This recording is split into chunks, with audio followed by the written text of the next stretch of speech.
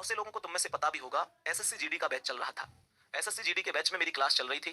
मुझे अच्छी तरीके से याद है कि अचानक से क्लास लेते समय मेरा मुंह टेढ़ा हो गया।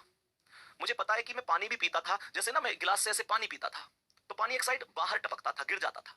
मेरे प्यारे दोस्तों, मेरे प्यारे भाई, मैं सोता था तो आंखें खुली रहती थी। सोचो एक आदमी की जिंदगी किस तरीके के रास्ते पर चली गई होगी कि जब वो व्यक्ति सो रहा है तो आंखें खुल रही हैं, खाना खा रहा है तो खाया नहीं जा रहा, वो नीचे गिर रहा है। हो सकता है शायद ये बातें हंसी मजाक लगे, लेकिन सोच के देखो जिस आदमी पर गुजरी वो कैसे गुजरी। प्यारे गुड्डा, सारी चीजें रही और मैं लगभग खाट में लेट गया। सब लोगों ने कहा जिंदगी में अब तुम कुछ नहीं कर पाओगे, कभी दोबारा नहीं पढ़ा पाओगे।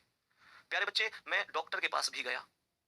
डॉक्टर के पास जब मैं गया तो मैं आपको बताना चाहूंगा कि डॉक्टर ने मुझसे ये कहा था कि इसे लकवा बीमारी कहते हैं। और ये बीमारी ऐसी होती है कि ये लगभग 4-5 महीने से पहले ठीक नहीं होगी। उन्होंने मुझसे कहा था कि हमारे पीढ़ी दर पीढ़ी डॉक्टर हैं, बहुत सारे लोगों को देखा है, लेकिन ये बीमारी ठीक नहीं होती है। इस बीमारी में लगभग आप लोगों को मतलब 4-5 महीने का समय लग जाता है। प्यारे बच्चे, वास्तविकता बताऊं तो मैं आप लोगों से एक चीज कहना चाहूंगा कि बच्चों के फोन आते थे, पूरी दुनिया, यहां तक कि मेरे रिश्तेदार, मेरे मिलने वाले बहुत सारे लोग जो बिल्कुल अपने थे, उनके फोन आते थे, वो डिमोटिवेट करते थे कि यार अब ठीक नहीं हो पाओगे, या हुँ। फिर 4-5 महीने लगेंगे। और प्यारे बच्चे, आप लोगों के फोन आते थे, हमारी संस्था के लोग हैं, सब सब हौसले देते थे कि नहीं तुम ठीक हो जाओगे। अंकित सर कहते थे तू शेर है मेरा, बिल्कुल ठीक हो जाएगा। प्यारे बच्चे, मैं तुम्हें एक बात बताऊं, डॉक्टर ये कहता था 4-5 महीने लगेंगे। मेरे पास बच्चों के फोन आते थे कि भैया मेरे पास 10-10 रुपए करके मैंने कुछ रुपए इकट्ठे किए थे, गुल्लक में इकट्ठे किए थे, हमने गुल्लक फोड़ दी, मंदिर पे जाके प्रसाद बांट दिया, हमने आज चादर चढ़ाई है, मंदिर पे जाके प्रसाद चढ़ाया, तुम ठीक हो जाओ बस। प्यारे बच्चे, मैं तुम्हें वास्तविकता बताऊं कि मात्र 15 दिन बाद, मात्र 15 दिन बाद मैं दोबारा से बोर्ड पे खड़े होकर क्लास ले रहा था।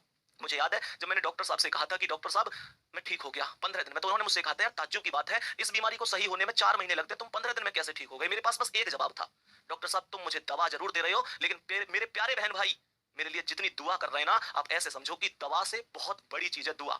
सोचो उस बच्चे को, वो तुम ही तो हो, वो तुम ही बच्चे हो।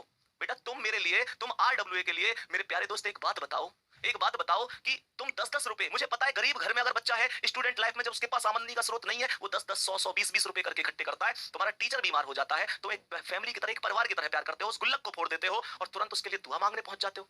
प्यारे बच्चे, तुम्हारी दुआओं के सामने आरडब्ल्यूए की मेहनत कोई मायने नहीं रखती। प्यारे बच्चे, हम सच बताऊं तो मैं ये मानकर चलता हूं कि ये दूसरी जिंदगी है। मेरी जिंदगी शायद उसी समय पर खत्म हो गई थी और दूसरी जिंदगी आपने दी है। प्यारे बच्चे, हमेशा आपके काम रहेगी। जो बच्चे का क्वेश्चन था भैया कैसे इतनी मेहनत कर ले, भैया जिंदगी ही आपकी, ये वास्तविकता है। मैं तो बिल्कुल बेकार था। सोच के देखो, डॉक्टर खुद कह रहा है 4 महीने लगेंगे, मैं 15 दिन बाद दोबारा क्लास में खड़ा हूं तुम्हारे प्यार से।